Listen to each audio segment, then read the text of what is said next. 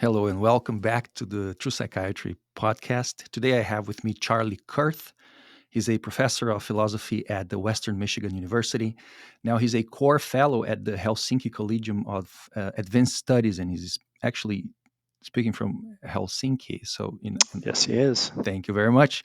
And he got his PhD at the University of California.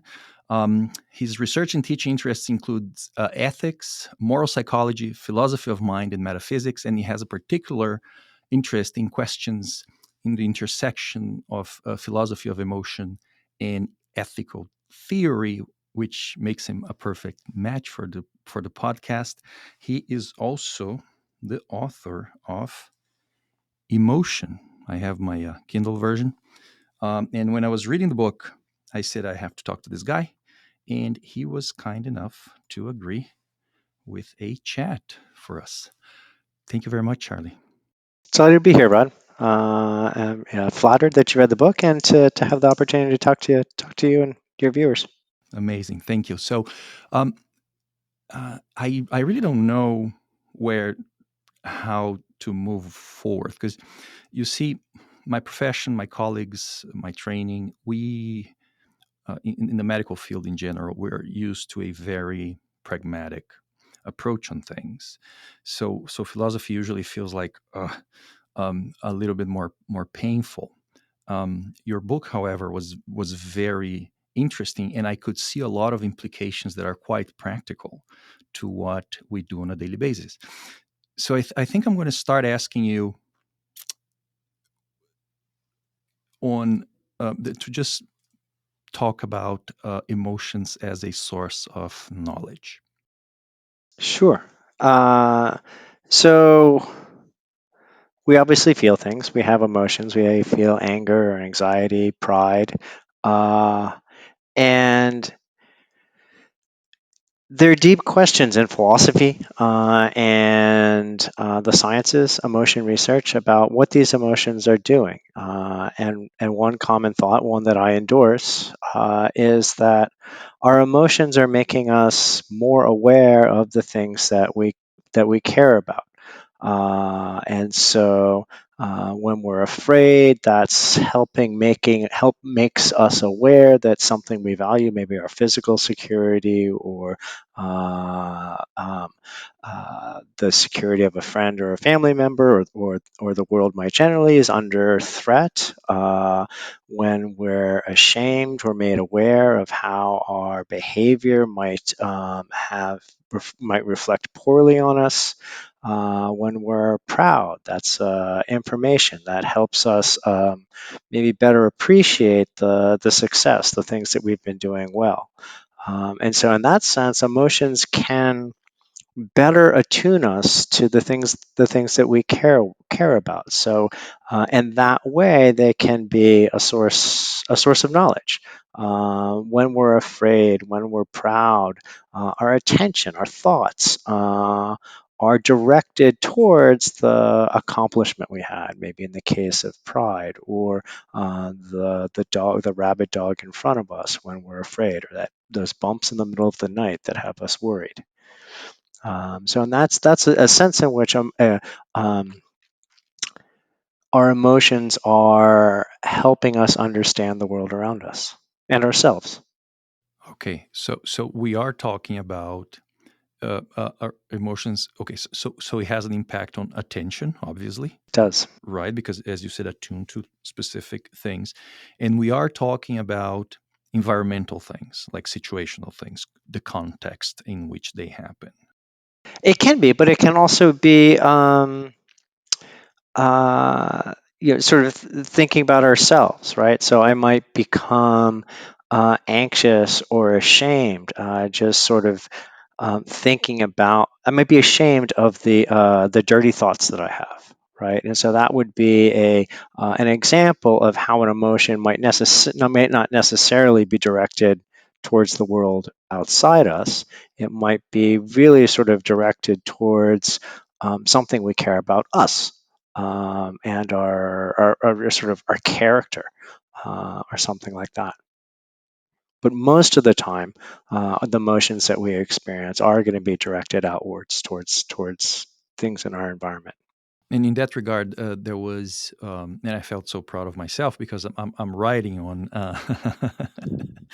I'm telling you, man, I like your book. I'm writing on a paradigm alternatives for psychiatry, and one of the pleas that I make in a very teachable way is that emotions are like our sixth sense, Yes, because they I are like that idea. telling us about reality. And then there is also the fact that emotions, more than our regular senses, seem to be influenced by, let's call it, our verbal behavior, our by that kind of bias. Like for example, so perception we know is influenced by biases. Like if I've there's this funny study where you take two groups of people and you say and you show a car crash and you say, okay, how fast were they when they collided? And then to the other group, you said when they use any dramatic word to it, and of course the ratings of the people watching and guessing how fast the cars were. The cars were always faster when you use a more dramatic word. Sure, So we know senses are subject to that, and emotions seem to be even more subject to that because that we seems can right. we can talk to ourselves, we can cool ourselves down. Have you ever entertained the concept of emotional suppression in your? Certainly, certainly. I mean, I think um, our emotions can be sources of great joy and pleasure, but they can also get the better of us in all kinds of ways, particularly when we're experiencing negative emotions, anxieties or fears, shame. Um, and there then becomes a question when we're experiencing one of these incredibly these negative emotions very intensely or persistently. How do we deal with that? And one way of trying to deal with it is one coping mechanism is to try and repress the feeling, to try and select our situations, the places that we go, the things that we watch on TV, so that those emotions won't be aroused. Maybe we redirect our attention. I remember once in graduate school, there was a seminar I had to go to, and it was down at the end of this hallway, and on both sides of the hallway were terrariums filled with snakes, and I'm not particularly keen on snakes, and so what I had to do, I had to find a different way into the class, into the building, so that I wouldn't have to walk down that hallway. Is that emotion um, repression? I don't know, but it is a way to. It's an example of how we try and position ourselves in our environments in ways that help us control what we're feeling. And I think that um, repression is another one of those. Very good, makes sense. And so now you're talking about trying to reach a specific place and avoiding the snakes and the path you had to take. Um, you also cover in your book emotions as a motivational factor. Certainly. Yes. Can you please teach us about that? Yeah, so I mean, I think it's interesting, Roddy, and there's maybe a connection to what you were saying earlier about perceptions. One of the things vision or our ability to hear things does is it helps us provide us with information about the world, right? And our emotions do that too. But one thing that seems to be special about emotions in comparison to our senses is that they also motivate us uh, to think and act in certain ways. For instance, when I am afraid, I'm going to be more motivated to try and avoid whatever is scaring me. When I'm anxious, I'm going to be more motivated to try and understand. I mean, anxiety is usually keyed in with things that we're uncertain about. There's some threat or worry or challenge, and we're uncertain about how to manage it. So one of the things that we do when we're anxious is we engage in more thought. That can be good and that can be bad, but that's sort of how anxiety can motivate us. When we're proud, one of the things that we can do is for the better or the worse, be inclined to crow about our accomplishments.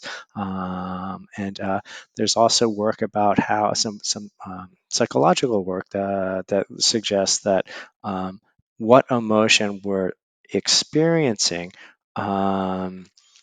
can shape our patterns of reasoning in interesting ways. So if we are angry, we're often going to engage in reasoning that tries to find information that will defend the position that with the views that we believe. But if we're anxious, we might be a little bit more open-minded in the ways that we think about the situation.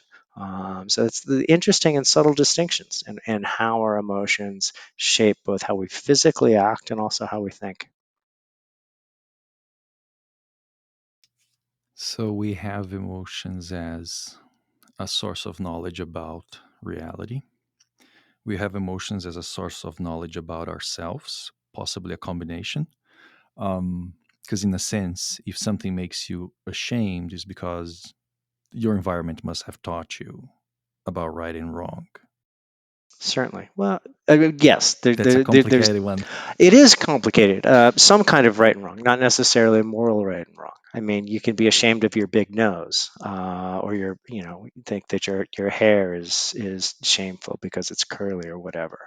Um, but so there is going to be um, something about the way we've been brought up and the sort of rules for behaving that we've learned that are shaping the sorts of things that we're ashamed or proud of. Fair.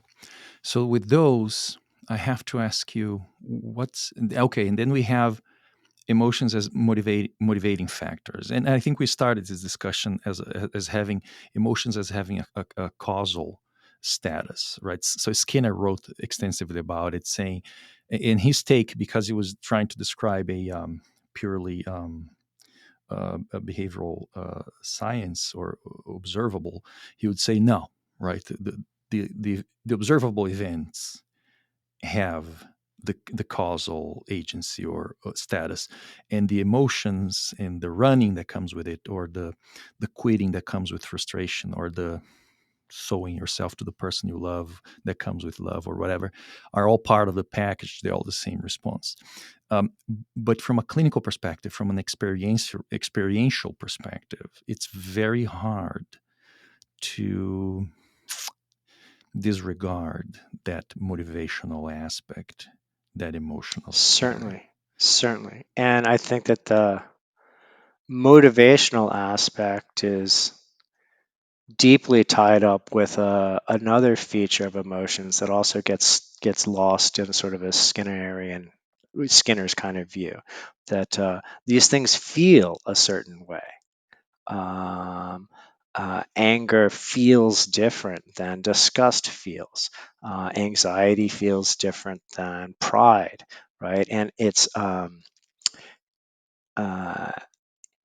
how we're motivated to act when we're experiencing a certain emotion um, is interestingly connected to how that emotion feels. When I'm disgusted, it feels a certain way. I want that disgusting thing away from me. When I'm afraid, or when I'm angry, I'm more likely to want to get engaged. That feeling is like, oh, Rod, you jerk, or whatever, right? I want to engage with you, and that so that the feelings have these interesting connections to the emotions that tend to get folded in with those emotional experiences. Very cool. So now I want to ask you, as I sort of navigate this maze, what's the connection between emotions and ethics, moral related topics? Good. That's a super hard question. Fine, go ahead. Uh, I want to get you. I want to get you talking. so, as I said, when you asked about the ways that emotions can be sources of knowledge for us, our emotions connect us to things that we care about, the things that we value. And one of the things that we typically value very significantly is being a morally good person. And so, the way that I think about the significance of emotions for us being better people is that um, when we're experiencing our emotions in a good way, it's overlapping and helping us be morally better people. If I'm ashamed of my behavior towards my wife, or if I'm proud of helping a homeless person, these would be cases where our emotions seem to be not just connecting us to morally significant things, mistreating someone we love deeply, helping somebody who's significantly in need of assistance, but also motivating us. So there's this this source of knowledge. Our attention is directed to something of moral significance, our bad behavior, our good behavior, but it's also motivating us to act in morally appropriate ways. And I think that's a really interesting thing about our emotions. It also raises really hard questions about how we can get our emotions to help us better, because our emotions don't always help us. Sometimes when we see the homeless person, we just turn a blind eye and walk away because we're disgusted by their sight, or something like that. And so, one of the things that I think is really interesting, one of the things that I've tried to focus on in some of my own writings, is how we might cultivate our emotions for the better, how we might learn to um, experience anger in the right times and in the right ways. How we might be able to feel anxious when we should feel anxious, and less so when we shouldn't. It does involve, however, um, if emotions have that connection with morals Yep, and ethics, it does involve some sort of societal learning process. certainly does. Okay. It certainly does, and um, that's at least the starting place for how we are brought up, how we're trained in school or in our professions, to what we hear about when we should be angry and when we shouldn't be angry, what things are disgusting and what things aren't disgusting, how to act when we're angry, how to act when we're proud, like how to channel those motivations. That is, in part, I think, just of the hardwiring of the emotion itself. And it's in part how our culture and our environments, our friends, our families, the institutions that we're a part of, our schools, our clubs, our churches, um, help us navigate um, our emotional feelings. What sorts of things should we be angry about? How should we direct that anger? So there's definitely um, a socialization dimension to this, but I don't think that that's all the whole story. When it comes to, I don't know if you ever gave any thoughts about different emotions as, let's call, biological processes. For example, have you ever given any thoughts from a definition perspective between the differences between anxiety and fear? Yeah, and so that's something that I've thought about extensively. I think anxiety and fear are distinct but very closely related emotions. They're both concerned. I think, and I think they also have a evolutionary basis to them. They're things that we have evolved to experience because being afraid of things, being anxious of things in our environment tended to be beneficial for us. And the way that I think that the two emotions differ is that they're both concerned with threats or challenges to our physical or our social well being, but anxiety is more concerned with uncertainty about the nature or the timing of the threat, whereas fear is more the emotion that we're going to experience when the threat is about to occur. Um, and So I think that some of that is sort of um, part of the very nature of these emotions, and then the specific things that we might be afraid of or anxious about, and then how we respond when we're afraid or when we're anxious. That's something that is going to be influenced in really significant ways by how we were brought up, right? If I was brought up in a racist environment, then I'm going to be more anxious about things like interracial marriage. Right? My environment is going to set me up to be anxious about certain kinds of social uh, um, arrangements. Um, Similarly, if I'm brought up in a certain environment, I'm going to be afraid of guns or of climate change or of the boogeyman or whatever, right? So, like, there is something that seems to be part of our biology, a sensitivity to threats that then gets shaped in interesting ways by where we grew up, how we were raised. I want to run this thought by you then, because one of the things that I came up with, probably not new, but one of those conclusions that you reach like someone else has reached this for the sake of living at the same time in the world. But anxiety does have this anticipatory Yes, character, right? yes, it does. Um, and it happens in the absence of the thing that we are anticipating.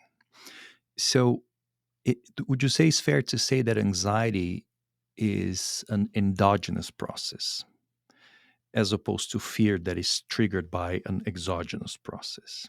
Is that a fair way to describe? Because, and I'll explain. Because thinking of evolution, it does seem advantageous to anticipate threats in the absence of them.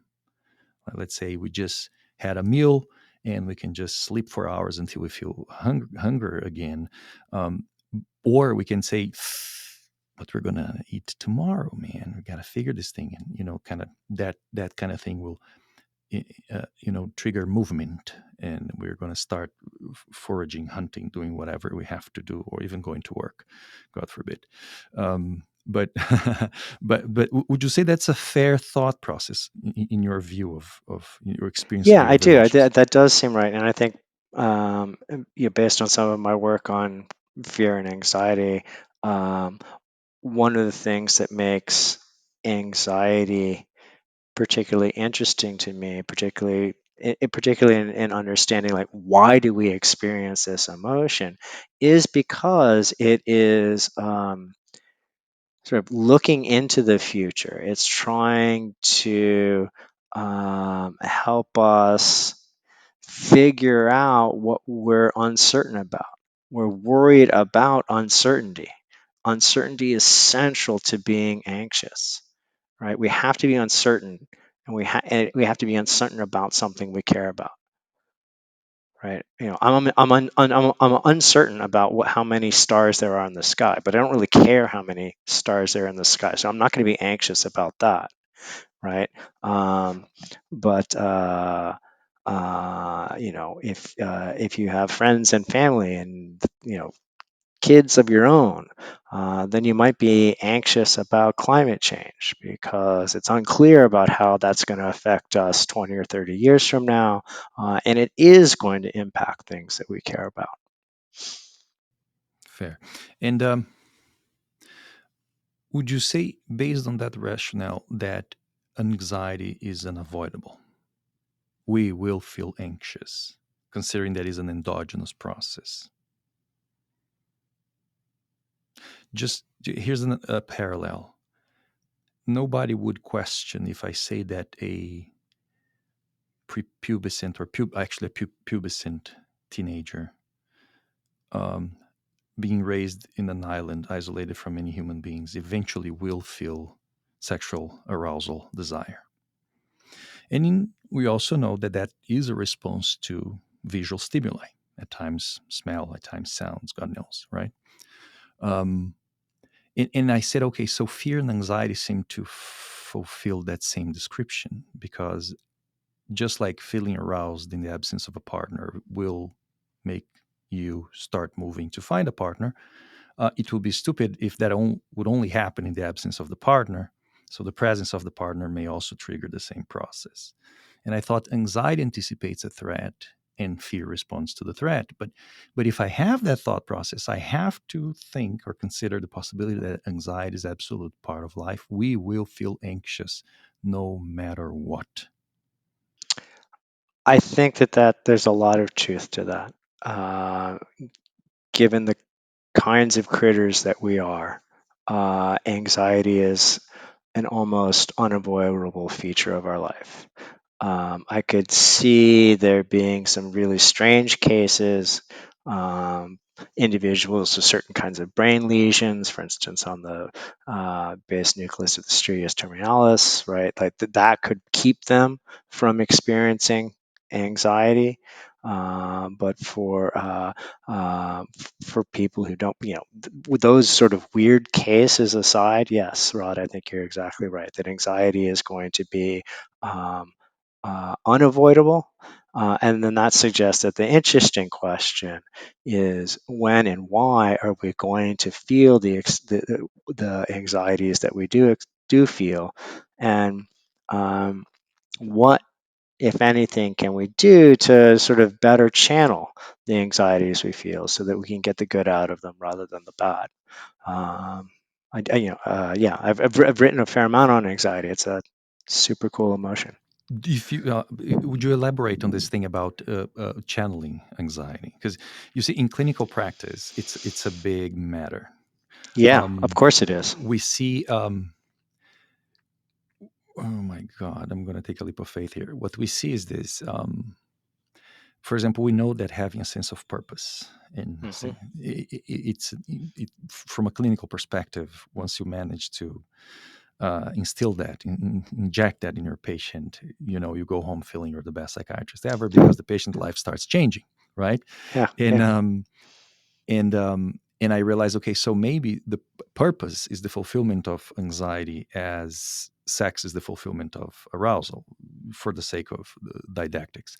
And what we see frequently, and this is a lot of people listening probably that work in clinical work will agree, is that you find some people that are suffering tremendously of anxiety over things that are legitimately made up. right. Did I check the door freaking 10 times? Did I Yep, wash my yep, hand yep. 20? Did this, that, that, that. And when you look um, to the very basic survival needs, they are all attended to. Right, It's insane that it is a completely different thing of having someone who lives in poverty, who right. has a housing security, food insecurity. And it is the opposite of it. Is this guy has nothing to chase. There's an overall accommodation of that situation, and and anxiety is just, and then this funny phenomena when life throws a curve ball at someone like that. And I know this is a small sample. I have to say this so my listeners don't crucify me. A clinical sample is always very small because it's Yep, my yep. biased observation and memories. But you take someone with all kinds of anxiety complaints in clinical work, and they come to you and they say, life threw me a curveball, a medical diagnosis, a new problem. And what you see is this, it's this activation, this hopeful activation, this changing, uh, uh, okay, this is what we're designed for, kind of a feeling. If I were to there, right? Which now you have a problem to solve or something like that. Would you tell us about this idea of channeling anxiety to something that is meaningful?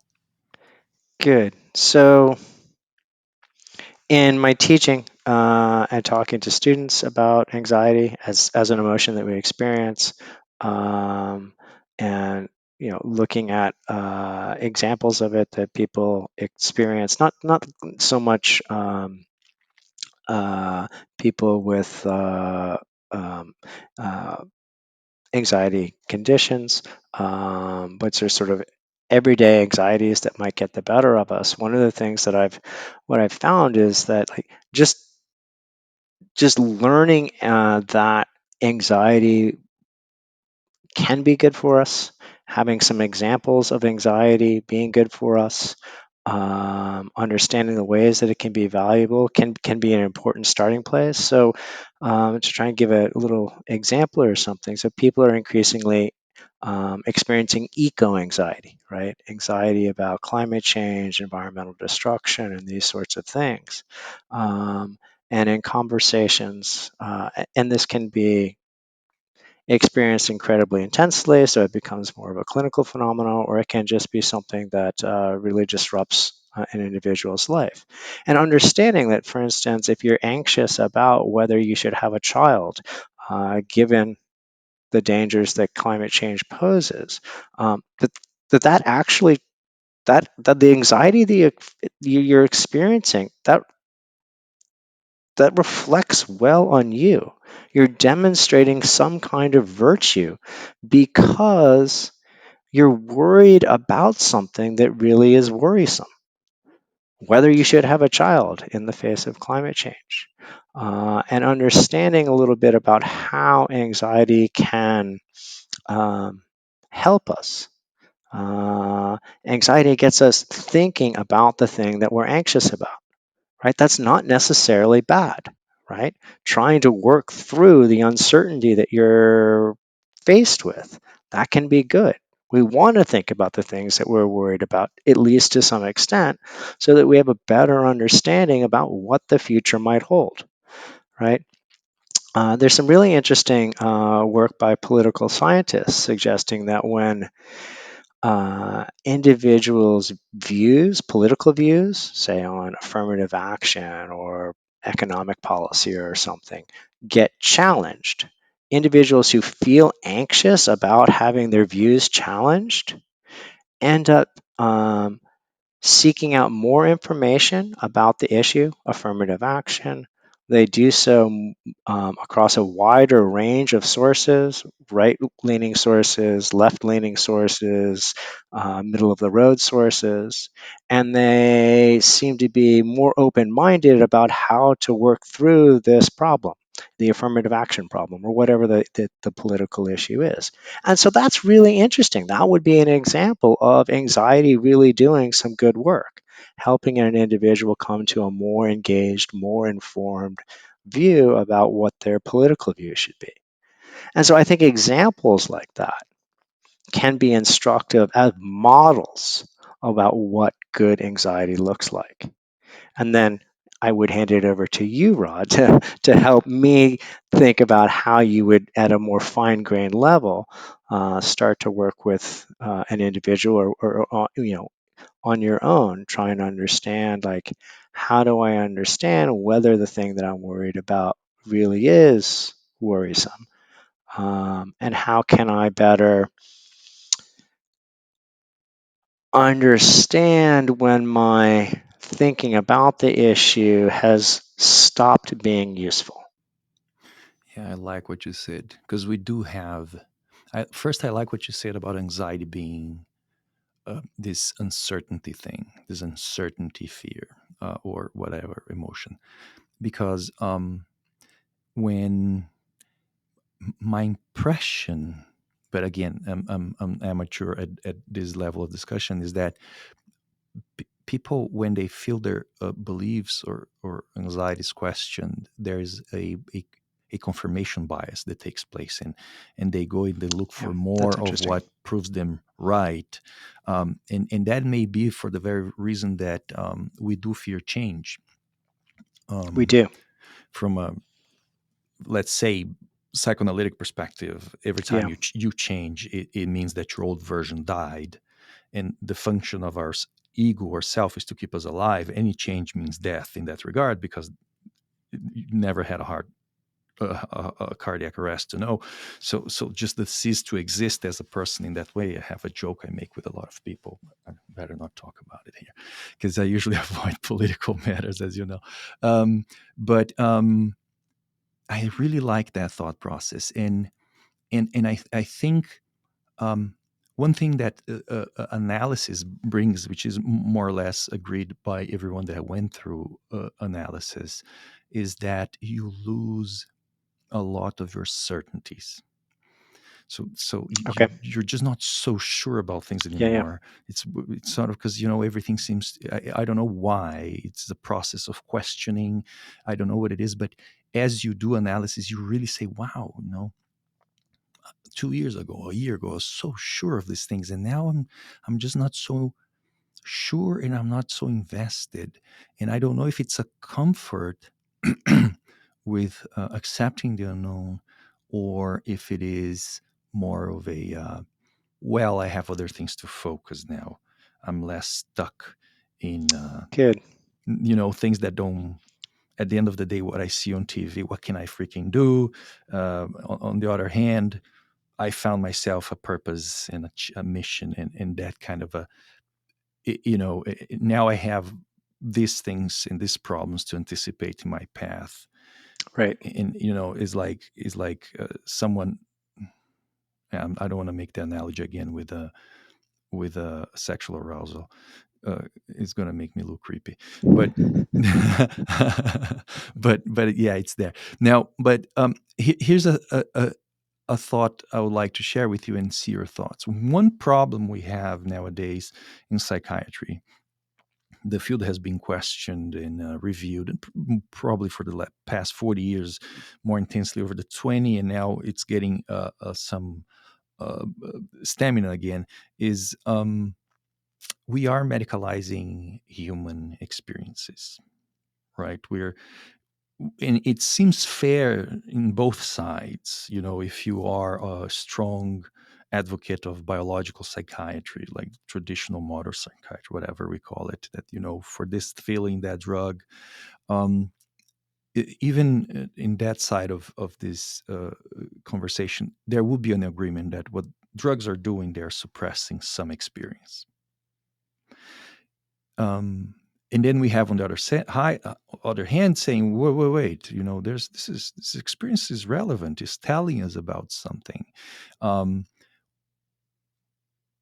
it forces us to question if suppressing emotional experiences would have detrimental effects immediately or in the long term, because immediately those are different things, but Right. Right. this effort of suppressing emotional experiences, could you anticipate, could you see potential results of that? Sure. I mean, I think I asked you a question in an email. I said, what would be yeah, yeah, human life without emotions, right? yeah. I was. Which is, That's a great question. yeah, Deeply philosophical. I know, and we cannot suppress them to that level. We at times are very successful, to be honest, but at least for a short window, because our biological brains have this bypassing process. They have this mechanism to bypass the effects of drugs, to at least to some extent. But I said, let's just picture this, and that was kind of why I asked you that question. What comes out of suppressing emotional life? So, I mean, before answering that question, there's one that was part of your initial um, turn to this topic that I thought was really interesting. I think it's sometimes um, medicalizing could be very helpful to allow an individual to sort of catch their breath, right? The anxiety is so overwhelming that it's undermining an individual's sense of agency, their ability to just sort of appreciate that they can navigate successfully through their environments, that they have the resources to understand and manage the situations that are. And so just having, medicalized or not, some ability to just pause and catch your breath, that could be crucial. That then gets us to the further and equally interesting, maybe even more interesting question about what gets lost if we don't have our emotional lives, or our emotional lives are suppressed. Um, and that's a fabulously interesting question. I mean, I think that our emotions are just so central to what it is to be human, and that struggling with our emotions, reveling in our emotions, is so distinctive of what makes our lives valuable.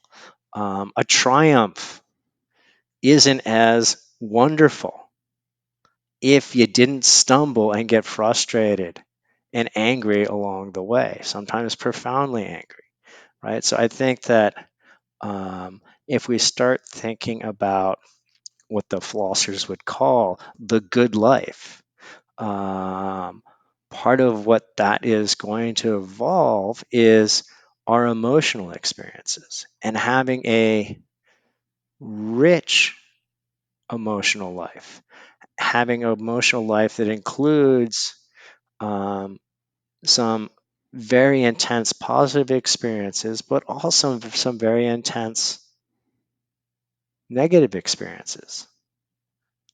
I mean, I think that there's grieving the loss of a loved one.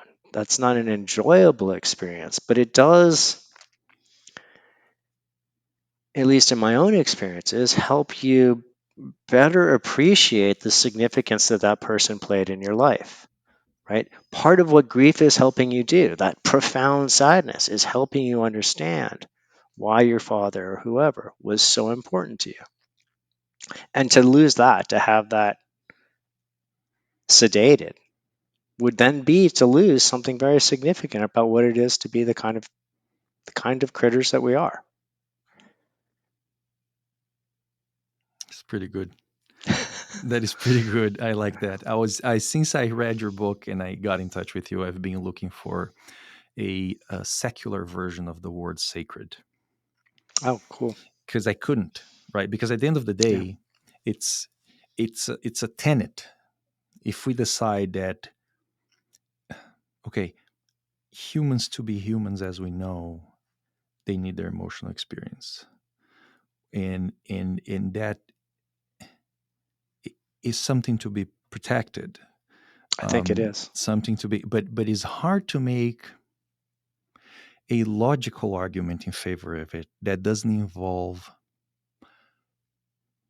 moral or ethical matters. It's hard to say, just because, you see, let me try to, for example, in the 50s, an unhappy woman could ask for divorce, and her husband could say, let's go to the doctor and have electroshock therapy, and zap these silly ideas out of your mind. So in whatever experience she goes through, there is a suppressive result of it. It's a highly effective treatment for negative emotions. But when you work in the field and you ask the right questions, what you find out is that most treatments have a effect of reducing amplitude of emotions on both ends, on the positive appraised ones and the negatively appraised ones. Um, so then what we have is a human being that is compliant, right? It's a compliant, uh, subdued. At times it isn't. At times at times drugs may have a different impact, but still they are breaking with the connection between this human being and his environment, right? So you can go like do some cocaine and punch your husband, something like that. I don't know, but sorry. So but I couldn't. So from a logical perspective, someone could make a claim that an emotionally suppressed humanity would be less troublesome, would be less violent, would be less unfair. So I struggle from a logical perspective to defend my own stand that human existence as it is a miracle, is beautiful, is to be protected, that the experience of being a person in the world has a beauty in it that well, it's connected to a consciousness and as such unprecedented. So but I fail from a logical perspective to defend that stand, and hence I was looking for a word, sacred, that is secular. So we don't we don't go in another direction. Yeah. I mean, I think it's just part of what it is to be human, to have these emotions, to have emotions, to wrestle with emotions. And I don't think that that needs to be put into an ethical or religious context to appreciate that point, right? It's just part of what we are, the kinds of beings that we are, that we have emotions. Um, and that's a wonderful feature of us, right? Um, it makes, I mean, it's also a feature of being human that we have plans and projects that give meaning and purpose to our lives, our families, our careers, our hobbies, our communities. Again, that doesn't have to be put into an ethical or a religious framework to appreciate that. That's just part of being human, having long-term projects and plans that give meaning and purpose to our lives, get us out of bed in the morning. And I think that those two things together, I mean, really are character deeply deep features of being human. To not just have plans and projects, to be excited, to be proud, to be disappointed, to be angry when what we care about gets frustrated or goes really well or stalls.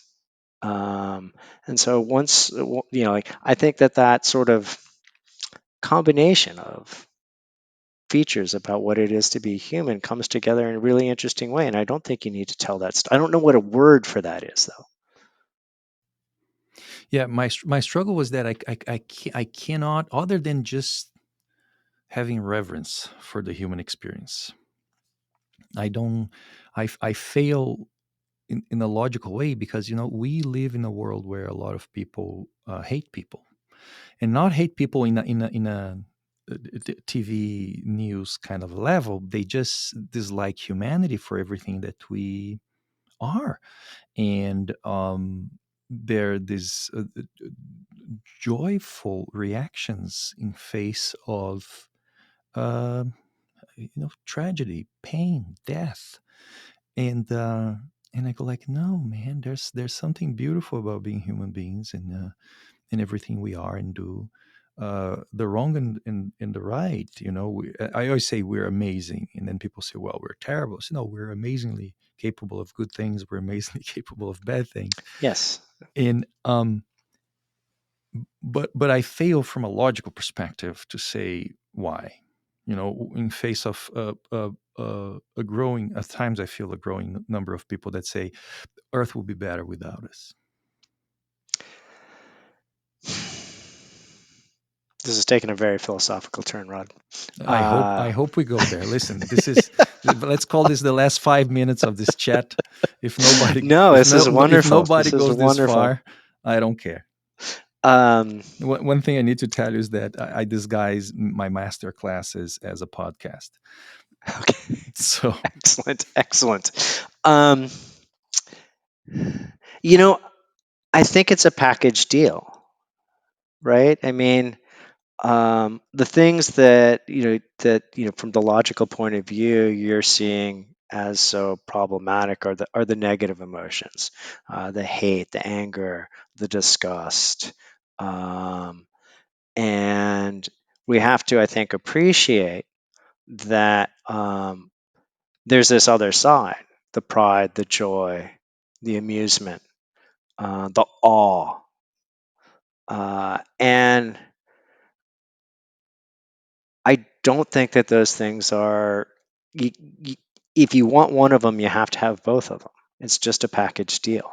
It's just part of what it is to be an emotional critter, is to have both the good and the bad. And so then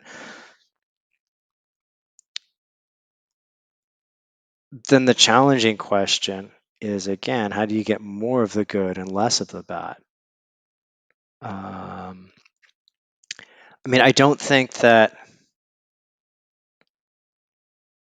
getting rid of our emotions gets rid of the problems, which seems to be sort of um, an assumption in the background of this kind of worry, that purely self-interest just drives us to do all kinds of rotten things, and emotions aren't necessarily part of what's driving that self-interest. Oftentimes it is, but it doesn't seem to be, as a logical matter, part of what it is, right? The very Hobbesian world where life is nasty, brutish, and short is a world that doesn't require emotions, right? It just requires deeply self-interested individuals. So that suggests to me that it's not the emotions that's the problem. It's an interesting question about what the problem is, and I suspect there are many things that contribute to those kinds of worries. Makes sense. Makes sense. Um, any thoughts? Any final thoughts to wrap up this chat, and maybe to prepare for the next if we decide to have one? Yeah. Um, that I think that there really are sort of really important and interesting questions that are sort of the next step from some of the things that we've talked about. We talked a little bit about emotions having this deeply social dimension to them, like how we're brought up changes and affects what we feel in important ways. Emotions connect in with our values and morality in super interesting and important ways.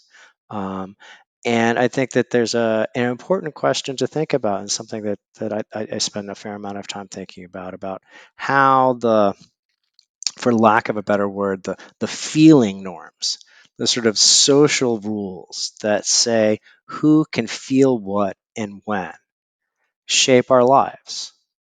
And to think about, like,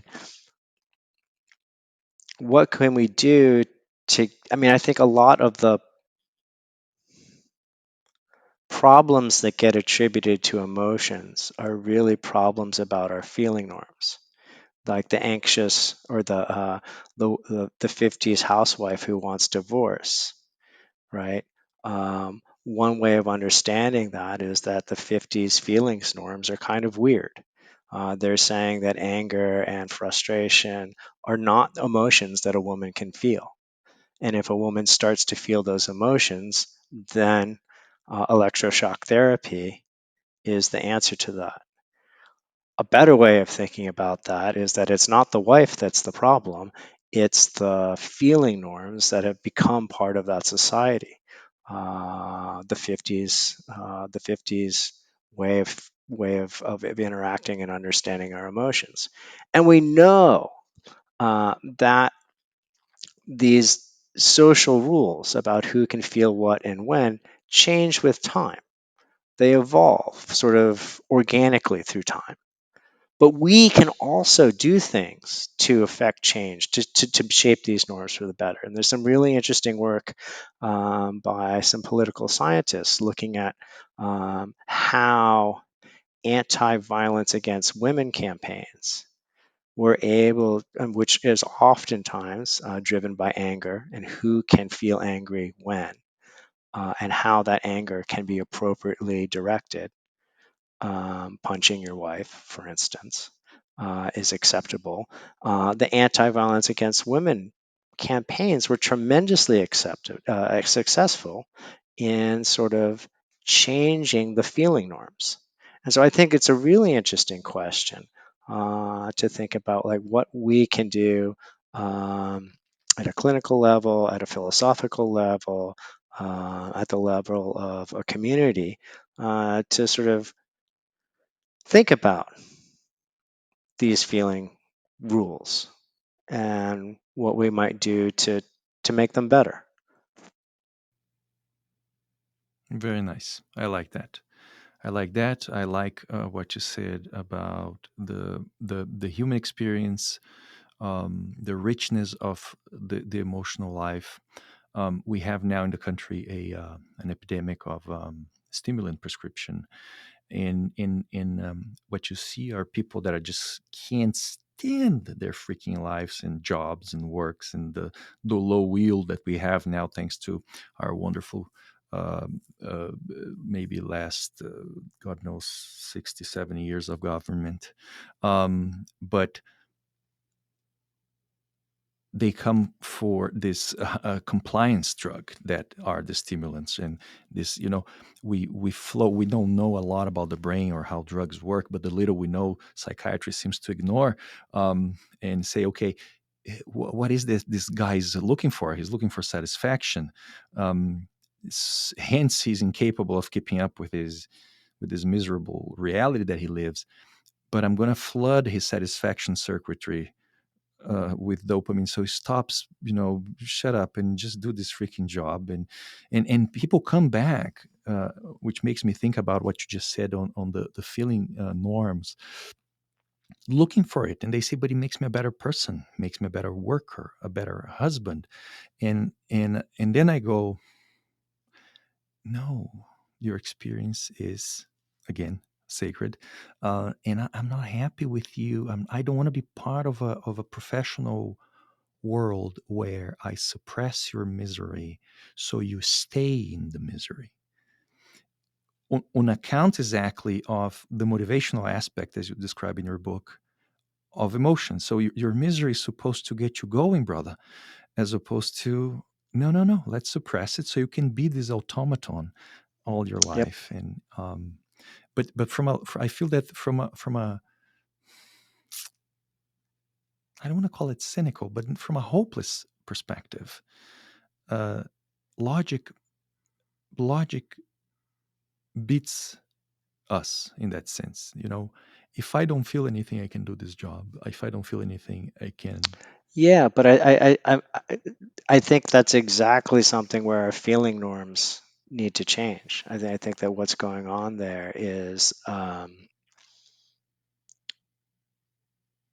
a set of feeling norms that doesn't allow us to recognize the value in certain kinds of bad feelings, right? Profound, sadness or hopelessness. I mean, um, it's not that profound sadness or hopelessness are things that we always want to be experiencing, but they are signals that something is amiss. And to obliterate those feelings with drugs is to lose an opportunity, is to lose an opportunity to harness that emotion, to maybe get us out of our funk. I like that. Listen, there's a good chance that after this conversation, I'm going to have some boiling ideas, and I may get back to you. That I would be hope you'll be. wonderful. This has Uh, been a very enjoyable conversation, Rod. A little bit I've learned about your work. It sounds really exciting, and I would be delighted to keep talking to you. Amazing. Thank you very much.